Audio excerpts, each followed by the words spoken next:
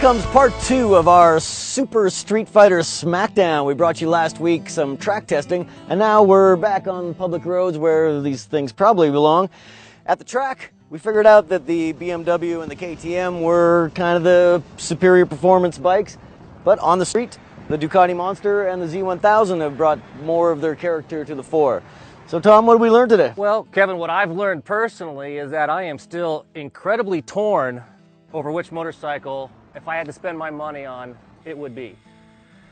$15,000, we got a BMW here with basically every type of technology thrown at it that exists out there in the motorcycling world. And then we've got the KTM, which I think hands down is a winner among all of us in terms of functionality, performance, sound, looks, comfort. It just pushes every motorcycle button out there. My biggest struggle is, why am I going to pay $17,000, $2,000 more for a motorcycle that, in a sense, has less? Sean, would you like to answer that? So $2,000 for less of what? Less electronics, less heated grips, less cruise control? Sure. More legroom, more cornering clearance, much more motor, more character. Well, I know this. I got up this morning and this was still set on its track settings for the suspension, and I changed it before riding out here on the public roads by doing this. Did you change the KTM suspension before coming out today? I didn't have to. It turns out, once we tuned this for the track, it was awesome on the track. And then we got to this road, and you get up here, and you know what it is? Plusher than that bike, more controlled than that bike or that bike, and it's still set up for track. So what you're saying is you didn't change the suspension? Okay. I didn't have to, because the suspension is so good. Guess what? Set it and forget it. Ron Popeil, where are you? And if you did have to set it, you can just use your little fingers. Mostly you don't really even need any tools for the thing. It's got all hand adjustable suspension adjustments on it, which is nice. I don't know, man. I love that bike. After all that bike's pretty damn good. This bike is pretty damn better. That's one editor's opinion. Well, you know, riding them back and forth, it's really, I almost feel sorry for BMW, because the S1000R is a fantastic piece of equipment. The RR blew out all the sport bikes out of the water. And this is, to me, who's an old guy and ride more on the street, this is better than the RR. I'd rather have this than the RR. Definitely. And the thing just came out this year.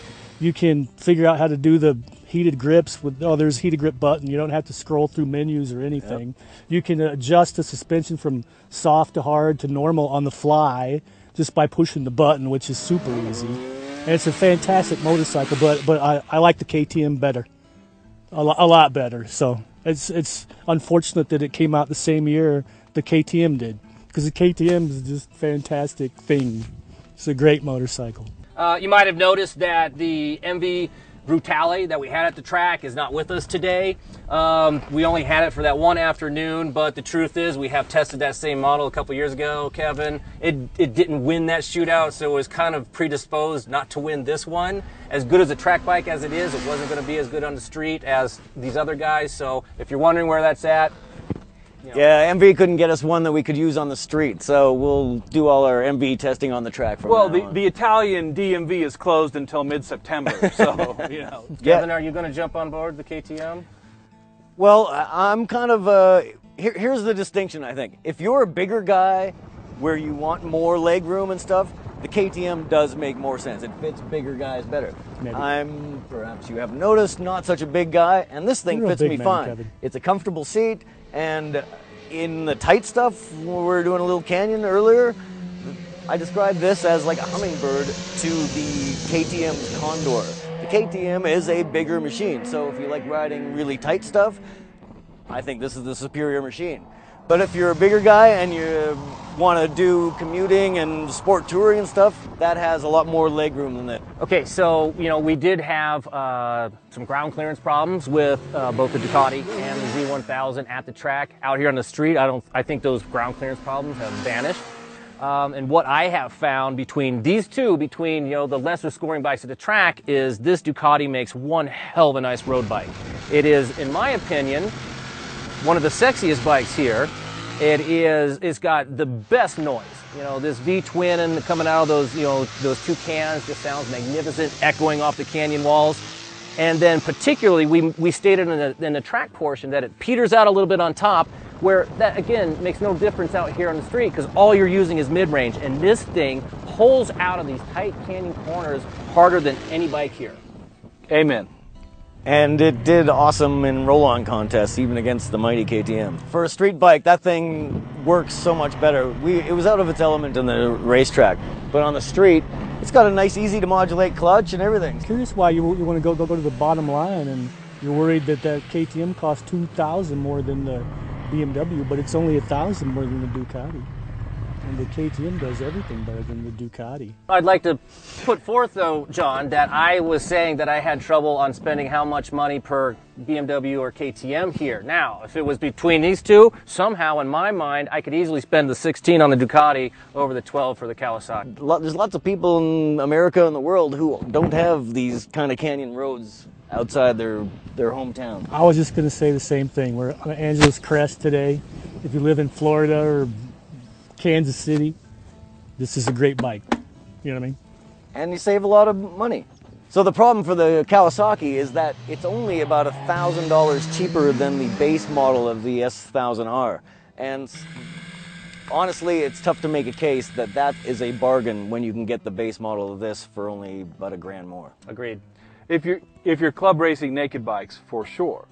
But I would rather commute on the Kawasaki, personally, because I think ergonomically the Kawasaki's a little more roomy and a little better. I thought you said the seat hurt your butt after 2 minutes. The seat does, but the seat That's can be ergonomics. negative. The seat. He's going to get an aftermarket butt. See, for me, there's no ergonomic punishment to being on this compared to that. I think I'm even more comfortable on this, so your mileage may vary. Speaking of the ergonomic triangle, like on all four of these, it's so easy to ride the streets, just like we found out at the racetrack last week, compared to like being crouched down with clip-on bars. These are so nice and comfortable to ride up here and be in control. It's like you said about this. This is a far better street machine than the S1000RR ever could be. Yeah. So let's talk about its styling, because that's polarized our group here. I don't have a problem with most of it. It's just I think the headlight wound up being a little droopy. I don't know if the headlight design people talked to the headlight bracket people. It seems like it's at the wrong angle to me. But that's about the only complaint I have about it. It's a pretty nice looking motorcycle. Aside from that, Yeah. Aside from that headlight nacelle, though, I think it's the best looking bike here.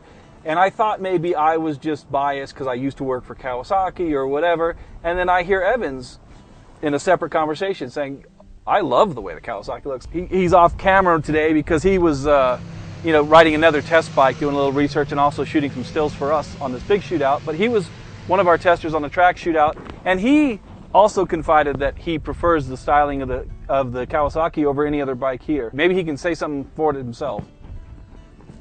Hi, Evans! You've been shooting us all day, and you've seen these bikes from every angle. Which is the prettiest or best looking bike in your eyes? I'm really fond of the Kawasaki, and maybe I'm the only one who also likes the headlight.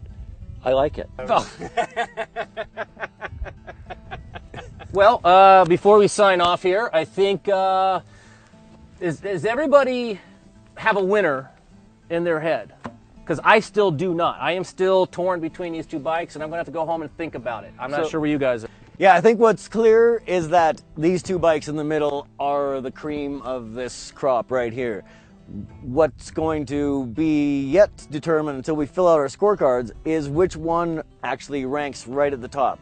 So we're going to have to add up the scorecard and come to that. But we definitely have some personal favorites, definitely. I think it's still going to come down to these two bikes, for sure. But still, we got to, which one is the actual better bike. And I think it's important to note here that if these two are so close on the track, and if these two are so close in the points tables, and both of them have a good shot of maybe dethroning the Tuono, which is an incredible motorcycle, then instead of taking the winner and putting it against the Tuono, let's take first and second and put them against the Tuono. Maybe they'll both beat it.